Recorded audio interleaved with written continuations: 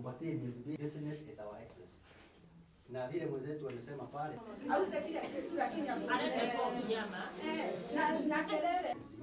kwa sababu hapo ameweka kitu haitaleta furugu. Moshi ikipita. So lakini tabu sana kuanza kusema mwenye nyumba mukete makai irafu nginya thiini wa estate mate kurora maano ma control maria maheanetwo ni county government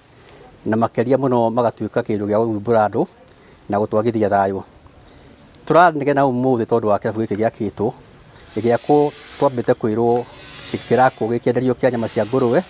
kirafu giki gioka kuigwa ri tutiretwo ni kirafu tweretwo ni mukawa tuonaga anake taru nginya thaa ici ona ko ni murona kwina nyamu ria tindikaga furu mwana ucio thukomire ri nigetha thia kaiga furu ku thiini na nginya thaa ici ona mungiuka ngari cienja no ni tondu wa itanga kogwo guku ni kuri andu aria magitungatagwo na angi metungataga thirikari twamuhoya mutikareke gutukia ati andu amwe ni maritongaga na wari angi momagire ciakinya thaa 5 niguo rwimbo mundu ucio mwene Pork Center etagwo Muthii